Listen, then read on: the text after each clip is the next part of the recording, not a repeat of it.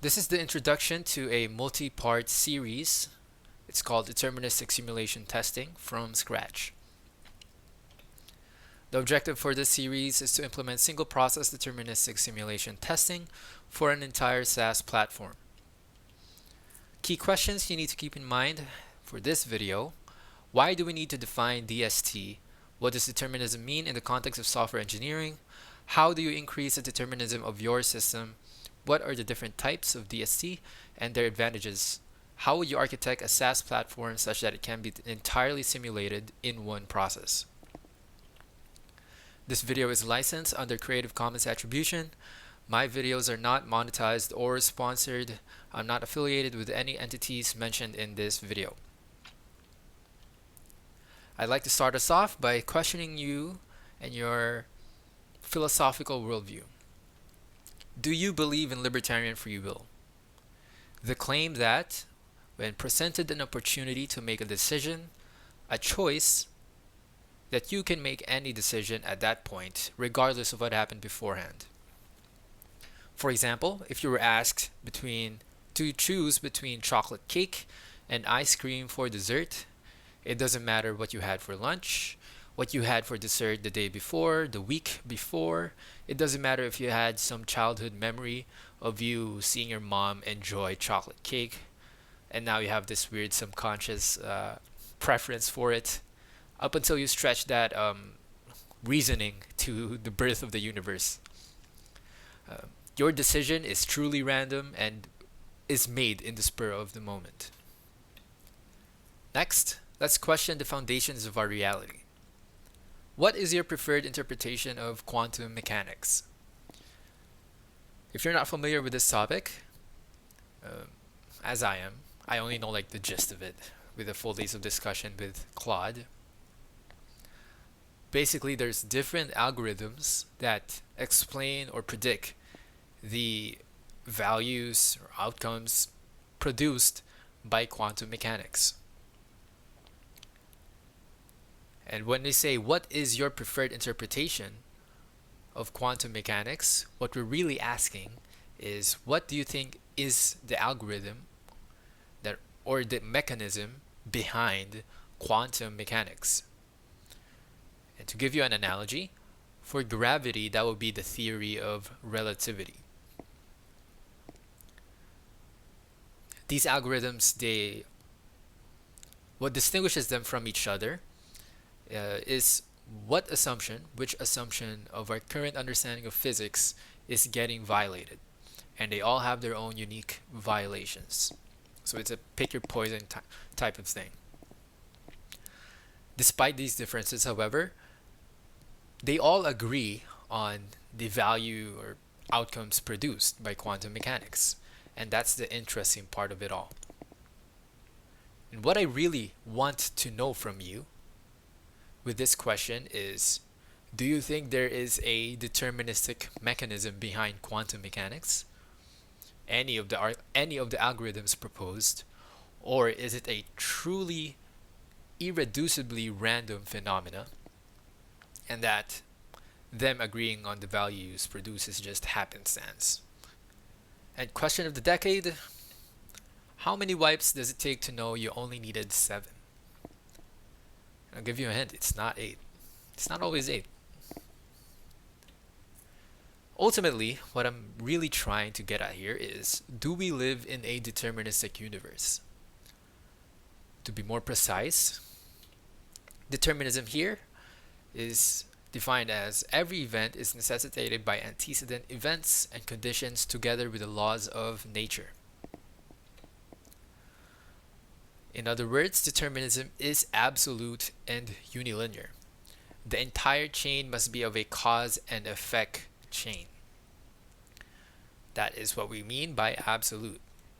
And what we mean by unilinear is that for every cause, there is only one effect possible.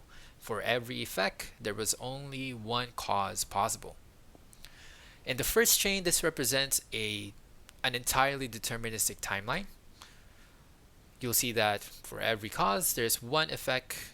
And another thing you should notice is the ellipses at both ends. Because for this to be absolute, Well, every it's going to be an infinite chain, right?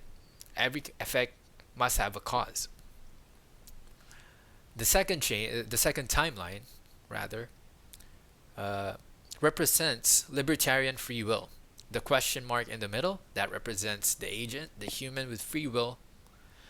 And you can see the fat arrow here represents the multiple choices or effects that they can make.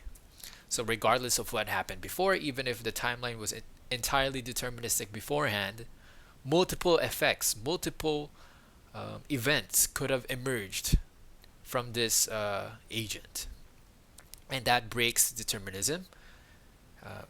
Firstly, in its unilinear property, which then also breaks its absoluteness, since everything coming after this event is now indeterministic. The third chain, the third timeline, I keep calling it a chain, represents quantum mechanics if it was irreducibly random and that there was no deterministic mechanism behind it. So, since one of the lowest layers of our reality is random, then everything on top of it is random, and things just being a cause and effect deterministic timeline is just an illusion, and everything is just a probability.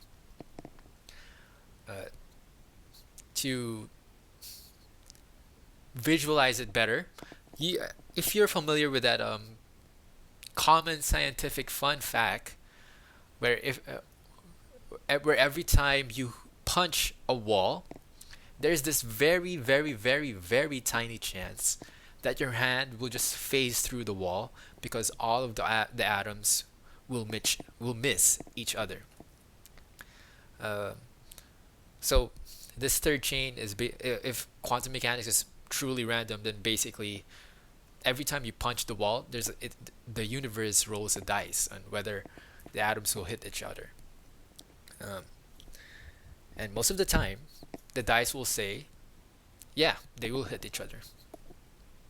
These properties of determinism create significant implications on what we are trying to do with our testing methodology. And we need to address these implications if we are to declare that we are doing deterministic simulation testing. You see, our program then is deterministic if and only if the universe is deterministic. Even if here in these timelines I'm visualizing the program as deterministic, that when we ask it to do one thing, it will only do that one thing. If any part of our reality is indeterministic, then who the hell are we to declare that we're deterministic, that we're doing deterministic simulation testing? So, the question, do we live in a deterministic universe? If the answer is yes, well, that makes everything easy.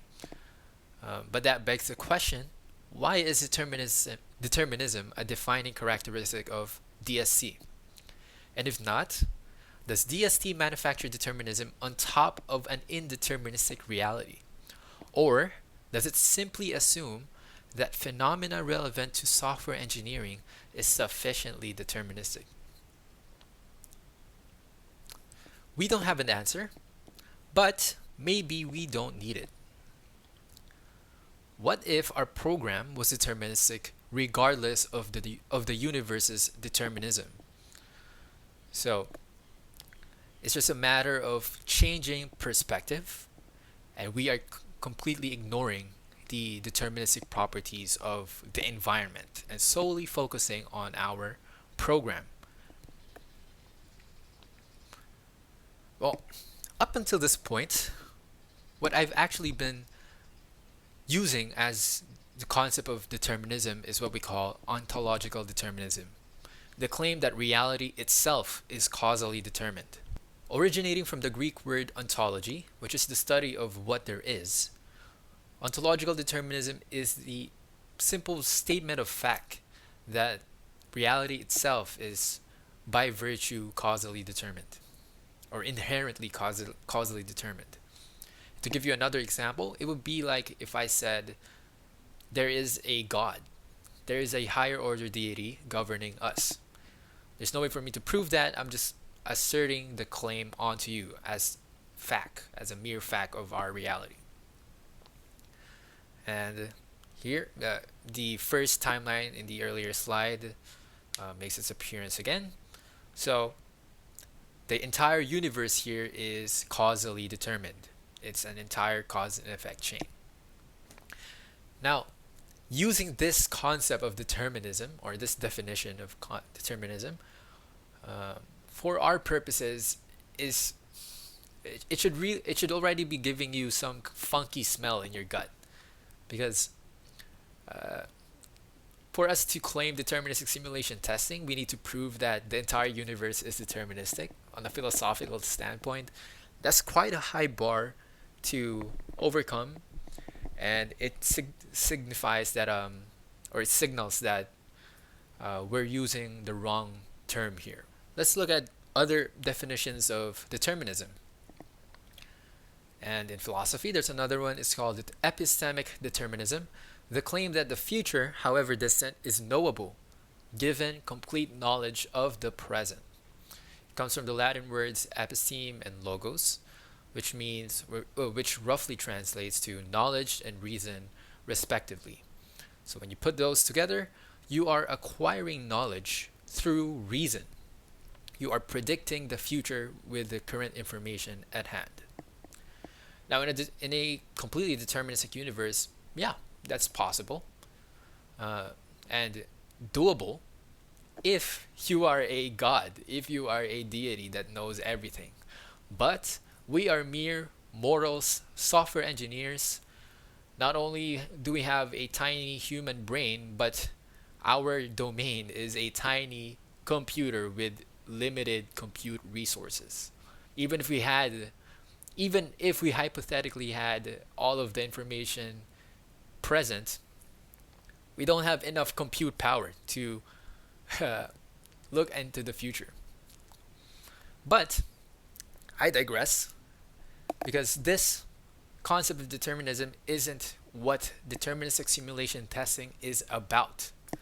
So let me clarify now what deterministic simulation testing is about on a higher level. DST is solely about uncovering reproducible bugs.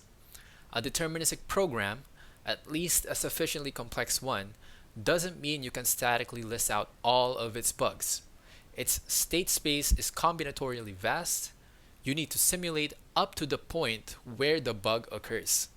That's why half of the engineering effort in DST is uncovering bugs in the first place. Reproducing it once found is the easy part. And to put it in simple terms, that's why when you're doing fuzz testing, just simply throwing random bytes, especially if it's like a grammar, if it's like a specific grammar, for example, a JSON parser. If you're just throwing random bytes at that JSON parser, your fuzz testing is absolute shit. You're not going to test anything there because most of your input is just going to get rejected. So you want targeted input that is already valid JSON, and then you're fuzzing the grammar itself, not just some random arbitrary bytes. We need to look at definitions of determinism that revolve around the idea of localizing the determinism itself, or something that's about shifting perspective. For that, I found Stephen A. Edwards' quote, which is, "Determinism can be thought of as an abstraction boundary that delineates where control is passed from a system designer to the implementation." So what you'll notice here is that his definition is more of it's geared towards software engineering. It's not really some kind of philosophical worldview, and maybe that's the fault of our initial efforts. And he formalized his definition into something that he calls a model of computation. And we're going to get into some mathematics here, but bear with me. I'm going to make it all digestible later. This is for those that want the nitty-gritty of it all. And if it helps you, I don't have a mathematics background as well. Right? So, S is the set of all legal system specifications supplied by a designer. C be the set of all legal choices that can be made in implementing any system. I and O be the sets of inputs and outputs accounted for by the model of computation. E and B be the sets of environmental inputs and behaviors not accounted for by the model of computation. A model of computation M is deterministic if for all specifications, implementation choices, inputs, and environments, there is some function D given some Si that produces O. If you look at the equation below, I've highlighted in yellow the deterministic variables, and in red, the indeterministic ones. When we are evaluating a program's determinism, we solely look at the specification, the given input, and the produced output.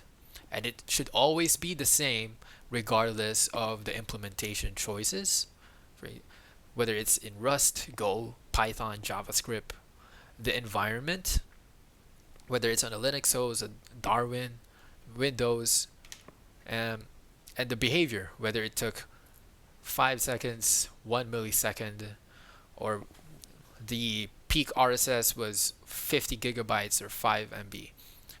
These examples that I just mentioned, they aren't always part of the behavior or the environment or the implementation choices.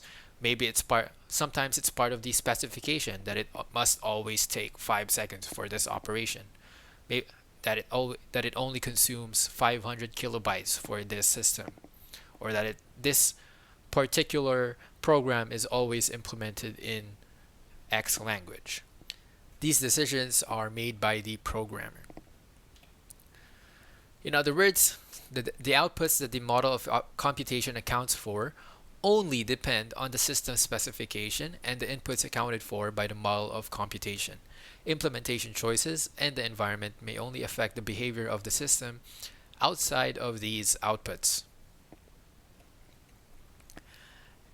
I have another definition here. It's from Dominique Tornow. He's the founder and CEO of Resonate HQ, and I forgot to actually mention the credentials of Stephen A. Edwards. He has a PhD in, I believe, electrical engineering. He's an associate professor at Columbia University in their CS department. Okay, back to Dominic Tornow.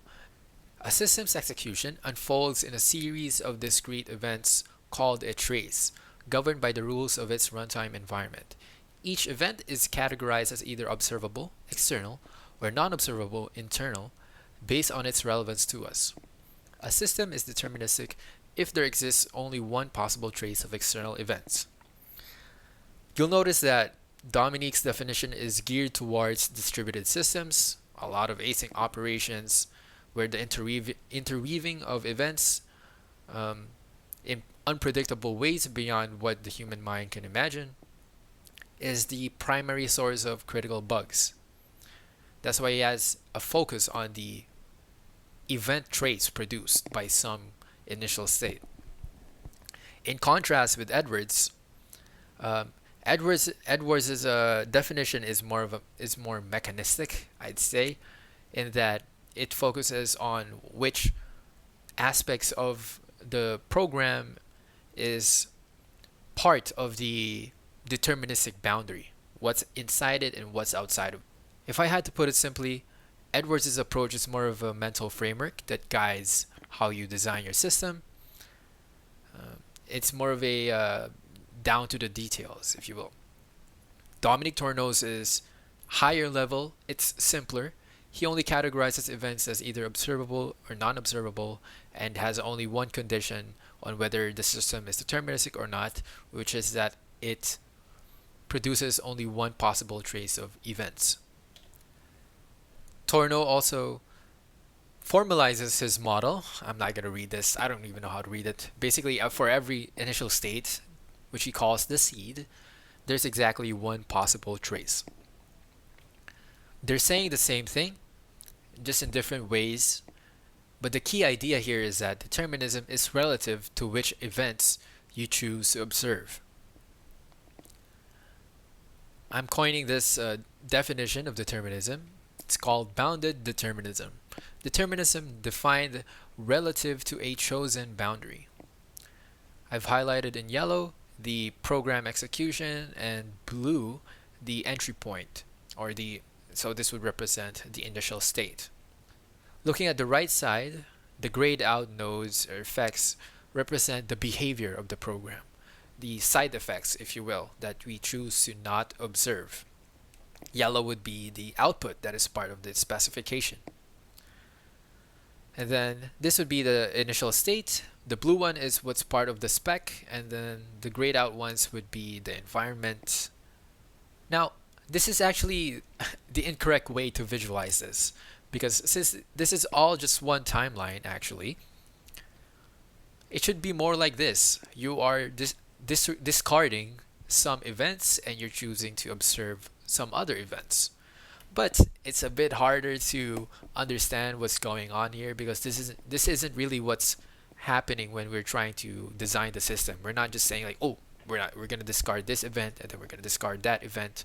No, we are discarding categories of events or kinds of events, right? So for me, it's nicer to visualize it as this, where, for example, this chain would represent the memory usage of the host. So for our specification, we don't care how much memory our program uses. So it's just part of the behavior and the environment, the non-observable events. In other words, we think of events as layers, and we bring in more layers of determinism to our program, or vice versa. The nice part about this definition of determinism is that you don't have to sacrifice your philosophical worldview. The first timeline represents libertarian free will again. Yellow would be our program, and X is the user. So when we declare that our program is deterministic, it is independent of the user's free will, the user's indeterministic free will, because to us, all that matters is the specification and the input and the output of the program or its execution trace. Now, if part of our specification is the user's actual free will, then yeah, the program would be indeterministic then at that point, right? And I'm going to go on a tangent here for a little bit. This has some cool philosophical implications as well, because now you can think of libertarian free will as just the universe having non-observable events. When it comes to philosophy and science, observability just means we can empirically measure it, right? So this implies that your free will, your decisions, directly affect the decisions of other people in some hidden way, that we're all connected somehow by the universe. I'm not trying to I'm not trying to invent some new philosophical view here. It's just something that I noticed. I don't know if there's like a real, like this is a real thing already that someone has proposed, but you know, it's cool. Examples. Let's make it digestible now. So a C99 compiler. The spec would be the C99 standard. That would be the external events in Tornow's definition. You'd have your input, the source file, and the output, the object file. The internal events, that maps to the implementation choices, environment, behavior. For implementation choices, that would be your compiler extensions, the division by zero. Now there's a semantic quirk here with division by zero, because in the standard it'd be undefined behavior. So why would you call it implementation choice? So I think here implementation choices don't refer to the decision made by the programmer. Rather, it refers to the consequences of how the program itself was implemented. So whatever the behavior is of the compiler with division by zero, whether it was an explicit decision or not, that is part of implementation choices. Environment, your Instagram username. So if the compiler miscompiles your program based on your Instagram username, then it's being maliciously indeterministic, to say the least. Behavior, compilation speed, peak RSS, logs, So that's not part of the specification, and it doesn't affect whether or not we can declare a compiler implementation as adhering to the spec. Compilers aren't really that interesting to subject to DST because they're just a pure function. They're only doing byte transformations from one representation to another. So let's look at another one, an authentication microservice. Now this is where DST shines, and that is why Dominic Tornow's definition is geared towards the execution trace, because this is a highly async service. There's a lot of interweaving of events. So normally you do for the spec you just have open API. The microservice receives an HTTP request and it has an HTTP response. Internal events would it cache the response? Does it always do eager fetching? The environment, is it self-hosted? Is it on EC2?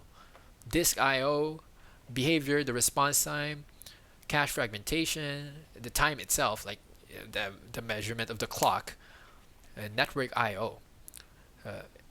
If you have SLAs, maybe you can put the response time on the spec, like it should always respond under 50 milliseconds, but you get the idea. Now, you might think for the most part that this determinism boundary for this microservice is all right. It's fine. And that's actually where most systems fail in their implementation.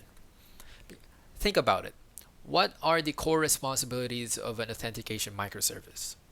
Well, one of it is validating session lifetimes. Is this session expired or not? And since that is a core responsibility of this microservice, it should not only be open API in the spec. The time itself, the measurement of the clock itself, should be part of the spec. It should be an observable event. It should not be an internal event. It should not be hard-coded in your internals that you are always querying the hardware clock through syscalls. It should be dependency injected in your functions so that you can stub it out in your tests and you can test different scenarios where your authentication microservice receives expired requests. And this is how it would look like. So you put your time and network IO. Of course, your authentication microservice needs to be fault tolerant to network failures because it's a security boundary. This is where systems fail for the most part. Instead, it should look like this. Your external events for this microservice should be open API, time, plus network IO at the very least. And what this allows is you can now stub out different scenarios in your unit tests, different time measurements, different network IO failures, instead of relying on integration tests that are complicated to set up and most importantly slow to execute. Because now you're doing Docker. I assume you'd be using Docker or some heavy setups, and in those cases, since they're very complex to say the least, you're not doing as much test scenarios there anymore. And one more thing, it's not easily as fuzzable. But we'll get to that more later. So, handling indeterminism. We have some Go code here. If you're not familiar with Go, all you need to know is that this is a hash map and that iterating over hash maps is indeterministic. The Go runtime intentionally randomizes the order. Now, if you're following the idea of this video, ask yourself, is this program deterministic or not? If you're following the idea of this video, then you shouldn't be able to answer that question. I should be met with the question, well, is iterating the map part of our observable events? If it's part of our observable events, our external events, then this program is indeterministic. So how do you handle indeterminism? Well, one, you can eliminate it from your program entirely. So we always sort the map before iterating over it. But a second one is seeding. Seeding via forking the runtime. This is from a blog post of Polar Signals. All random choices in the runtime use a global random number generator seeded at startup, including the rand package exposed to the Go application. This seed is read using the OS-specific read random function. There is no way to provide the seed at startup. So we ended up modifying the Go runtime to read the seed via an environment variable. The change is less than 10 lines of code, could be less, in a very stable part of the code base. Okay. So this term seed has popped up again, and I've already mentioned it earlier with Tornow's definition. The way he defines seed is he refers to it as the entire initial state of the program. For me, I diverge it a little bit, and I'll create my own definition of what a seed is. So a seed is a set of starting values for all external events. The initial state is a set of starting values for all external and internal events. So when you're seeding something, you are making it part of the external events of your program. So here, when we say that Polar Signals seeded the iteration of the map by forking the runtime, we're saying that they made it part of their deterministic boundary, and now they are able to control the behavior of the runtime and how it iterates the map through the environment variable. One key idea to note here is that whether it's pure or impure, injected or hard-coded, a function argument or a CLI flag, it's all part of the initial state or seed. Ideally, however, you'd use dependency injection and make it a function argument at the very least to make unit testing easy. But doing otherwise is completely valid and is dependent on your situation as well. In DST, the seed is commonly generated from a single integer. The starting values of all external events are generated from this integer alone. Now there's a couple of benefits to this. One, it's very simple to look at an execution trace and reproduce it with a single value. And another one is that it's very easy to fuzz. However, nothing is stopping you from listing out your seed in JSON. One last term that I'd like to clarify before defining single process DST is modeling. A model of a given concept describes how it produces its execution trace. It should emulate production behavior as much as possible or be contrived to induce some test scenario. Examples: this model of time is frozen at January 13, 2005. This model of time treats CPU compute as instant and only tracks I/O operations and how long they take. This model of time advances n nanoseconds every n CPU instructions. So what is single process deterministic simulation testing? Single process means the entire system runs in a single process. Deterministic, a system is deterministic relative to a chosen boundary. Simulation, modeling external events to exercise a desired program execution. Testing, exercises a system's runtime within some model of the production environment. Putting it all together, single process DST exercises a system's runtime by seeding external events in accordance to some model of the production environment, which may span multiple processes or hosts entirely within a single process. Whew, all right, that was a lot.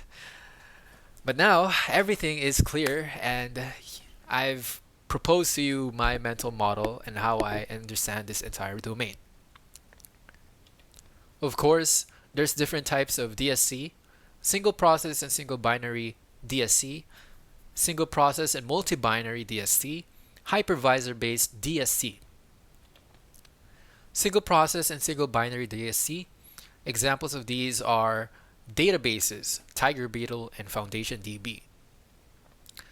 In production, these are multiprocess and single binary deployments. So the same binary, the same database binary is deployed on different hosts, and they are communicating in a distributed manner. In testing, however, these are single process and single binary. The different nodes are representable in memory. Let's take a look at the source code of TigerBeetle. Third party TigerBeetle, and let me zoom in. Let's look at the replica type. Yes. Okay, if you're not familiar with Zig, it has first-class comp time, or first-class metaprogramming features. So this function is returning a type. Okay, so this is a type declaration basically. And if you look at this type, the different fields that it holds, so which replica is it, which node it is. I believe it also holds the clock. It represents the hardware clock of the host, specifically the wall clock. So that will be the calendar time, not the monotonic time. And so when they're testing these, they're just instantiating this type multiple times. And then they're simulating the network communication between the different nodes in memory. So that's how they're doing single process, single binary testing for something that is deployed on different hosts in production. The next one would be a multi-process and multi-binary deployment. This would be your typical SaaS platform. Our example here is Resonate HQ. They have their back-end workers communicating to a central database.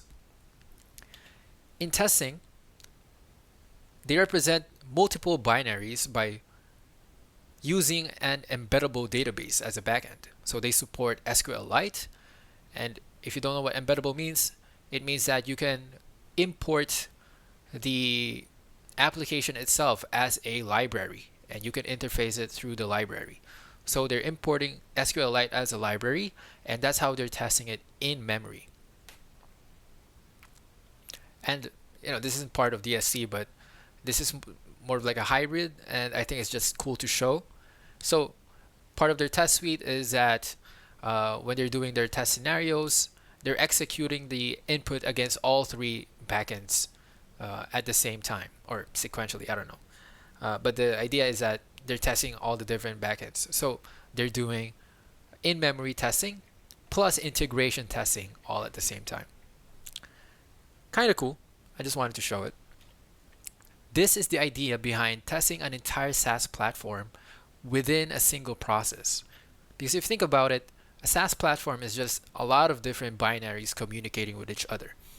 So if we can somehow be able to represent these different applications as embeddable libraries, then we can do them all in a single process. Right? So fuzz testing it, instead of just doing plain integration tests, we'd represent these different applications as interfaces. So one approach is that you just put everything behind runtime dispatch or static dispatch. So instead of directly communicating or directly hard coding the Postgres driver in your internals, you'd use an interface and you just expose the semantic business operations that you're doing on the database, and that goes for all the other backends that you are interfacing with. And this shape right here, where we are homogenizing everything, is already the same pattern used in Hypervisor-based DST. If you look here, the box represents the deterministic hypervisor, and all your applications are hidden behind Docker, a container. So out there's only one company that does hypervisor-based DST, and that's Antithesis. So they've created this deterministic hypervisor, and then they have their own software explorer that helps guide it so it can uncover the different bugs living in your system. You can see here in their official visualization, the determinator, that was the box in the previous visualization, and then there's the workload and the containers of your system. And this is from their own documentation, Handling External Dependencies. This is a detailed discussion of how to handle your system's dependencies for testing in Antithesis. Remember, testing happens in a hermetic testing environment with no internet access, because your software's always wanted its own little Faraday cage. Each of your software's dependencies can be provided either as an actual containerized service, just like you'd use in production, a mock of the service, which could be pre-built, local stack, or something you write yourself. So we're just following their footsteps, but doing it at the source code level. Here are the differences between single process and hypervisor DST. Respectively, you have semantic awareness of internals versus you can only see program output. Lightweight analogous unit tests versus heavy runtime as integration tests. In single process DST, you have the exposed OS APIs as a maximal boundary, aka syscalls, whereas in hypervisor DST, you have CPU instructions. Consequently, you can model time in single process DST at I/O event granularity, or the syscall granularity. In hypervisor-based DST, you can model time at CPU instruction granularity. That's why you'll see in TigerBeetle and FoundationDB, they treat CPU compute as instant, and they only track the time that passes on I/O operations. That's because you don't have access to the individual CPU instructions that are getting executed by the CPU. That's not the case with hypervisor-based DST, and that's why Antithesis can also simulate the how fast your program can execute compute-heavy workloads on top of the interweaving of different I/O events. Single process DST only tests simulated paths. So your pure implementation of your code, that's the only thing that you can simulate deterministically. Whereas in hypervisor-based DST, you can test both the simulated and the production paths. When you want single process DST, usually you need a complete rewrite of the entire system, especially if it's a distributed system, since now you'd need to make all of your binaries have a pure implementation and to respect a central event loop. Whereas in hypervisor-based DST, it's incremental adoption. You can just plop any program inside their hypervisor, and as long as you can integrate with their platform, they can start fuzzing it and looking for bugs immediately. Since Antithesis is not only a deterministic hypervisor, but an entire testing platform as a service, they kind of blur the lines a little bit since they inspect your system internals through their integrations. This is a quote from their blog. Lastly, you can add logging or assertions that help us to distinguish important states. So logging, this part right here only sees program output. They inspect your logs to determine interesting states. So whenever they encounter or whenever they see a warn log or an error log, that's some important state that they signal to their fuzzer or their software explorer rather. Assertions, these are inside your code base itself. They have an assertion SDK, and then you litter the code with these, and that's how you signal their explorer the semantic properties of your system. I'd like to mention the advantage of single process DST over hypervisor-based DST, which is that you can encode the properties of your system with the external events that you can expose within the source code itself. A scenario, let's say you are a SaaS platform and you have rejected the idea of rewriting your entire system for single process DST, and you are relying on Antithesis to make time, for example, be deterministic. So you're going to keep querying the hardware clock internally instead of dependency injecting it. Now, even though Antithesis has an assertion SDK, you cannot easily assert these parts of your program because now you are dependent on the deterministic environment of the hypervisor. So now you are reliant on their platform to reliably exercise these properties. Another question to answer is, are there any other benefits to having CPU instructions as external events besides enabling a model of time that covers compute speed? And the answer is yes. The big 2026, not only do you have to worry about AI hallucination, CPUs hallucinate too. So recently we've discovered that CPUs can have wrong computations. 1 plus 1 equals 3. The official term for this is mercurial cores. In 2021, Google published a paper detailing this exact phenomena. The general public doesn't need to worry about this. It's very rare to happen. It's just that at Google's scale, it's statistically significant and something that they need to address. And consequently, Meta also confirmed this phenomena with their own published paper.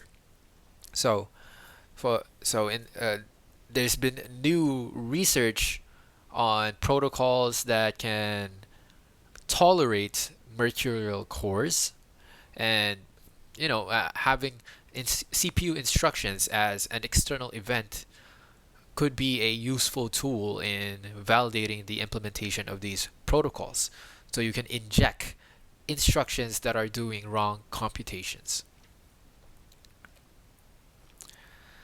So I've told you a lot of these beautiful things about DST, what you can do with it, how you can architecture it, and the problems that you can solve with it.